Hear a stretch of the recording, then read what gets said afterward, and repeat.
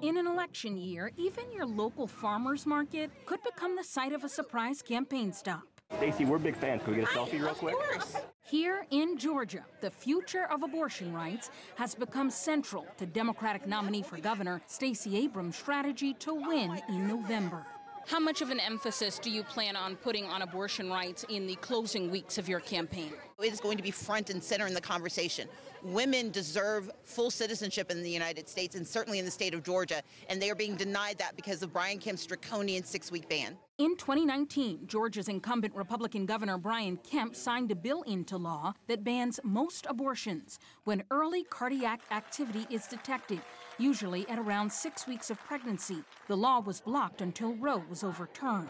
Emphasizing abortion rights has proved to be successful recently for Democratic House candidates in Republican-leaning Alaska, and a battleground New York district signaling the issue has likely energized Democratic voters in the wake of the Supreme Court's decision.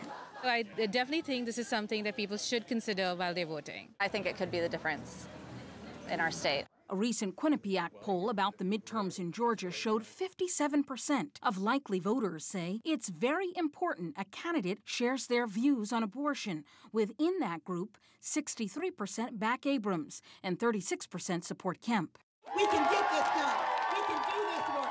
The daughter of Methodist pastors, Abrams was not always a fierce advocate for abortion rights. On the trail, she talks about her personal evolution on abortion, amplifying the issue last month at a roundtable for women who have suffered pregnancy loss. What gives me the greatest hope is that you all are speaking up. Meanwhile, Governor Kemp is principally focused on economic issues, such as inflation, which likely Georgia voters rank as the most urgent issue facing the state, according to the same poll.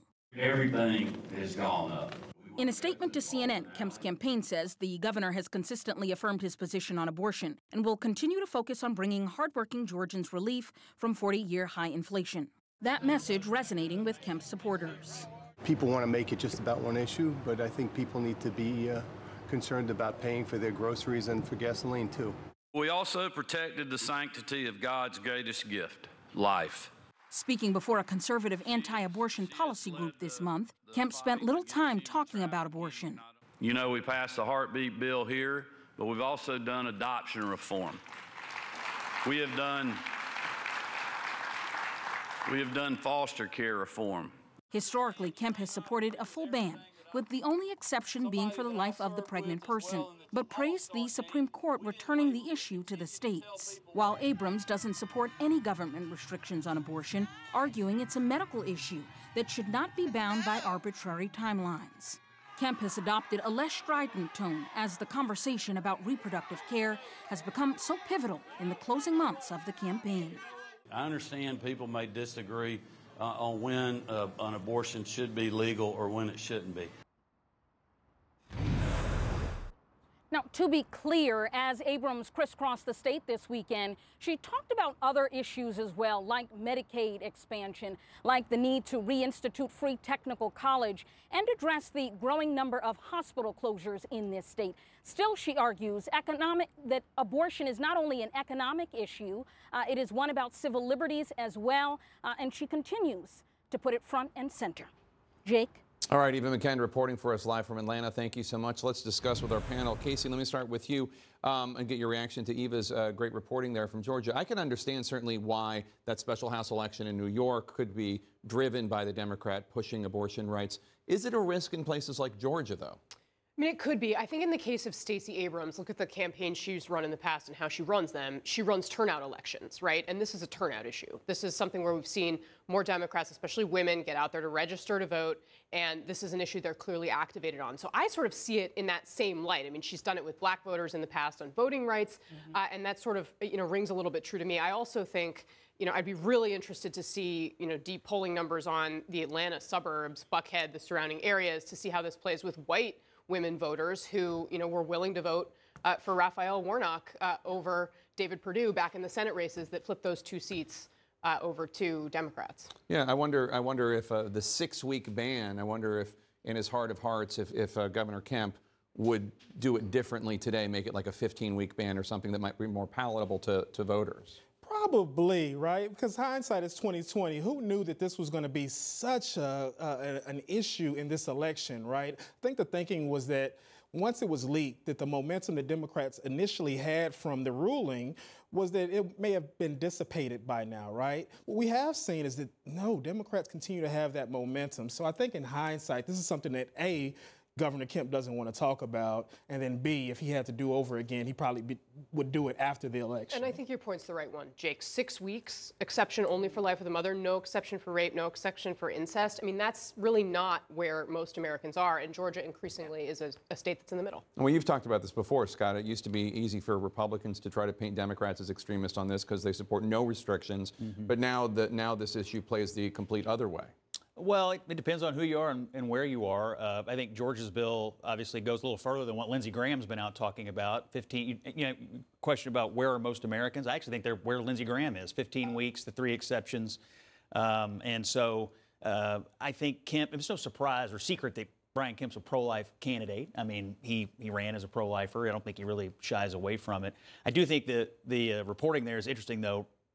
The parties are having 2 different conversations with 2 different groups of voters. Republicans are having an economy, inflation, immigration, border crime, and Democrats are having Trump, abortion, climate change, gun violence. It's really fascinating when you see one election, but 2 distinct conversations. It's a fight over. Well, it's really amazing. It's really interesting. I think one of the reasons why Republicans want to have a different conversation is because I do think they are afraid about how visceral this has become, how effective this has become for women. And by the way, women knew this was going to be as effective as it is right when this was leaked, and especially when the Supreme Court did overturn it, because this is about women's choice. This is about giving women the same rights that all men have to make decisions over their own bodies. And I think what Republicans didn't really understand was how much it was going to mobilize and energize not just Democratic women, but Democratic men, independent women, families who understand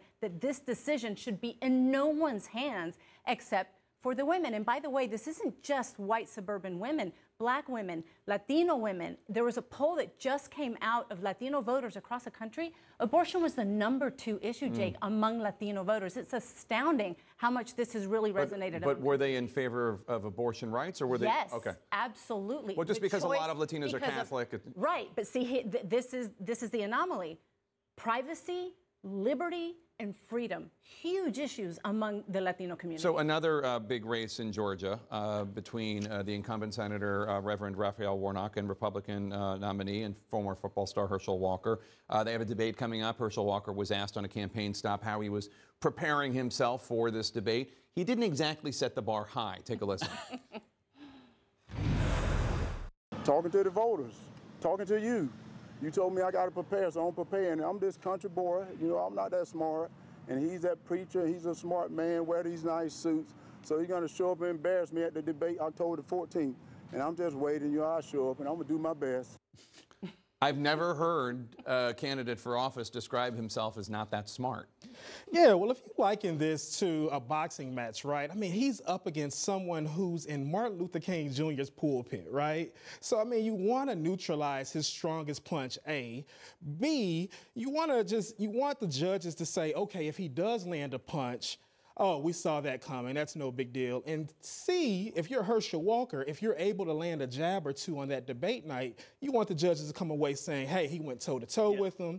Did you see Herschel land that shot on him? This is campaign 101. I mean, lowering expectations ahead of a debate and to your point, making it seem like any good thing you do. I mean, we might agree on this today. This is campaign 101. And but to describe yourself as not smart? I mean, that's like, I'm sorry, but that ship has sailed in our politics. I mean, if anything, people are more interested in candidates who are anti-elitist than those that's exactly who tout their credentials. Sometimes being smart is not the greatest thing, Jake, not around this table. But I think that in general, people, the Republican Party especially, has made being smart, being knowledgeable, focusing your arguments on facts and evidence not a good thing. It can be a downside. And for Herschel Walker, who is a huge hero, right, among the Georgia electorate, especially the MAGA electorate, I don't think he can go wrong with that. And so I think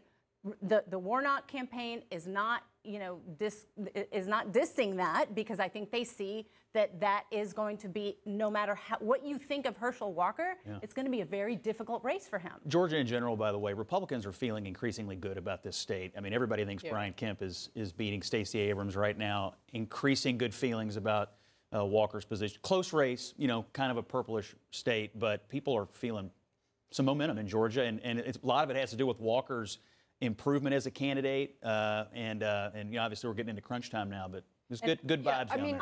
It's